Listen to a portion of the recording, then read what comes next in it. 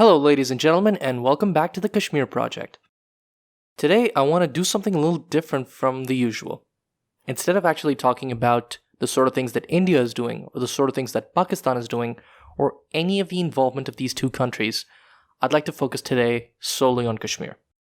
As in, what is going on over there, what is happening to the people, how are they reacting, and so on and so forth. So, to recap, it has now been 64 days since the Indian occupation first began. Currently, the Indian government is saying that life is returning to normal within Kashmir. There are reports that that is not so. However, in order to better assess the situation, let's see what's happening in Kashmir right now. So ever since August 5th, when the Indian occupation began, a lot of things have been shut down. Businesses, schools, colleges, government bodies, everything has been suspended. People are under curfew, and leaving their homes to go out on the streets is considered pretty dangerous. Now, the situation in Kashmir doesn't really bode well for the sort of industry that is over there. Kashmir is considered to be an extremely beautiful place. Since it is a valley surrounded by mountains and has beautiful lakes, gardens, orchards, and tons of amazing scenery, there's been a lot of tourism that has happened over the years over there, despite its status as a nation that has been wrought with difficulties. Now, in past years, tourism has been very strong within Kashmir. There have been a lot of people, international and local, who have come into Kashmir to spend their holidays and to check out the scenery over there. This has brought in quite a lot of revenue for the people that have been managing tourism. People who have guest houses, hotels, houseboats, etc. They accommodate tourists and they get some really nice revenue. Enough so that they can make up for any shortfalls they have within the off-season. And that's how they basically spend their entire year. They make a little extra money during the holiday season to cover up for the entire year. Now, in the past, people have profited off of tourism during special festivals such as Diwali and Dussehra. Unfortunately, ever since India has suspended Kashmir's status as a protected state, tourism has taken a major hit. Naturally, people are not allowed to move in or out. The area is disputed. There are curfews over there. And that has brought about a very negative view of Kashmir at this point in time. So the beautiful valley right now is seeing little to no tourism. No one from India or abroad is visiting the place, and that is cutting into the tourism industry over there. More specifically, the locals that are managing tourism-based business and who rely on that income to make it through the year. Now, as we've stated before on this show, the economy of Kashmir is being hurt, and tourism in particular is taking a very strong hit. Normally, people would see 70% booking during Diwali and Dussehra. Unfortunately, because of curfew and non-existent internet access, it's become very difficult for the locals to arrange any sort of bookings or trips. Hoteliers are claiming that this is the first time in the last decade where hotels in Kashmir are without tourists, some going so far as to actually lock down their hotels. It's not because the people do not want to go there. They fear the sort of environment that is in Kashmir right now. Tourists are ready to go. People from India, people from Bengal, all sorts of people from all over India. They'd like to go to Kashmir to visit, to spend their holidays, to unwind and relax and enjoy the hospitality of the Kashmiris.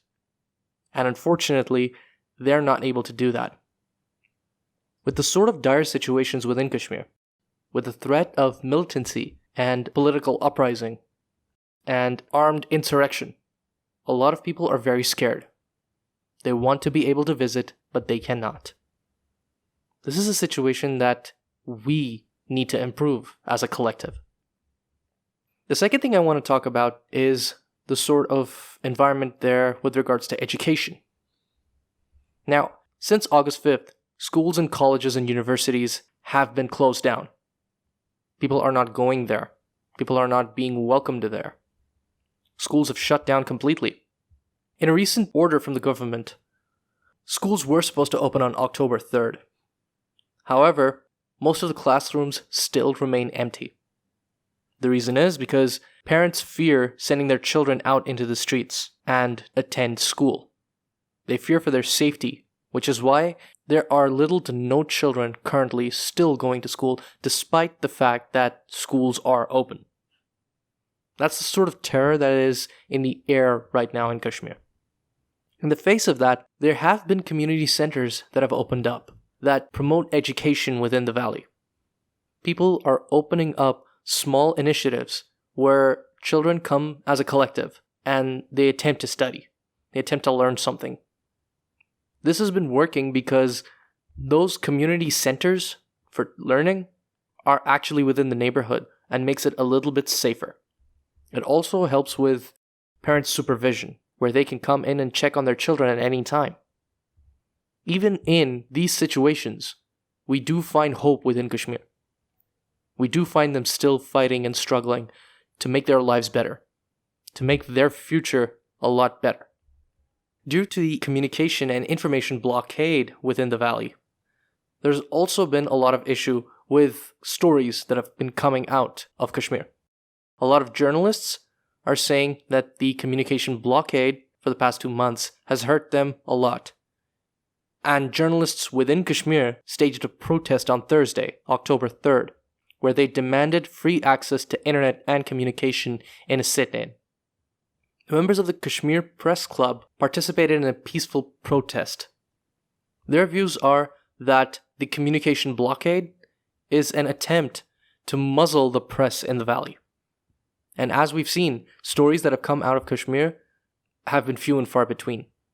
It's very difficult to get information out of there due to the information blockade. Because of that, stories about people, about their struggles, about their fight, they haven't reached the international community. This is also affecting the livelihood of the journalists within the valley. They're not able to earn a living, and they're not able to do their jobs. Therefore, they're not able to feed themselves and their families. The support that these journalists get is practically non-existent. The protesting journalists have claimed that there have been no clear answers from the government as to why it has barricaded the Kashmir journalist fraternity under a communication blockade. They demand that the government come up with an answer on how long the crackdown on news would continue. They want to know how long they will be kept silent. As far as normal life goes within Kashmir, things are looking difficult. Currently, we are in October. Winter is fast approaching. And in places like the Kashmir Valley, winters are actually very serious. Because of the sort of environment within Kashmir right now, it's become difficult for people to go out and get supplies for the winter. Namely, clothes. Markets are more or less shut down. People are rushing to buy clothes for the winter. And with mobile and internet services still down, getting in touch has been really difficult. It also does not help the fact that public transport is off the roads at this point. People are not able to move about freely, and a lot of politicians are currently under house arrest. Now, this is the sort of thing that we hear about a lot, but we don't really realize how grave it is. Society has more or less broken down within Kashmir. It's struggling to stay rigid, but things are very difficult right now. With winter fast approaching, things are going to be even more difficult. People are going to want food, clothing, heat, shelter. And it will slowly get even more frustrating for all of Kashmir to be able to deal with this situation. Right now, the voices of the Kashmiris are not being heard. They aren't able to communicate with people. They aren't able to share anything with the outside world. Their access to the internet has been cut off, which is a very crucial lifeline in today's age. Because of this one issue, Kashmir is currently in the dark. It is in a black zone of sorts. Kashmir needs the sort of empathy that we would give to our own. It is currently being restricted, forced into a corner and become silent and obey. And that is something that we should not stand for as a people, as a nation. In today's world, where a lot of PC culture is the norm, where being restricted is looked at as a sign of oppression, we can't stand by while Kashmir faces the brunt of those exact things. We cannot profess to be standing up for justice, standing up for what is right, when we see these things and are unable to do anything about it. When we let Kashmir be like this. In the interest of the Kashmiris, and for people all across the world, we need to unite. We need to talk about the things that are happening. We need to push for people to do something. For life to come back to normal for the Kashmiris. For things to be better. I believe that there is absolutely nothing that takes priority over human life. The lives of the Kashmiris are sacrosanct, and we need to be able to treat them like that. We need to give them their rights. We need to let them breathe. We need to let them stand. And we can do this together. As we've seen before, there are elements in play. There are movements happening. If things work out, Kashmir can go back to normal. Things can be de-escalated. And the average Kashmiri can walk down the street without the fear of their life. This is going to be an effort of community. This is going to be something we have to do together. It's not the responsibility of one nation or one person. The international community has to come together for this very issue. And whatever is in the past of anyone speaking is irrelevant.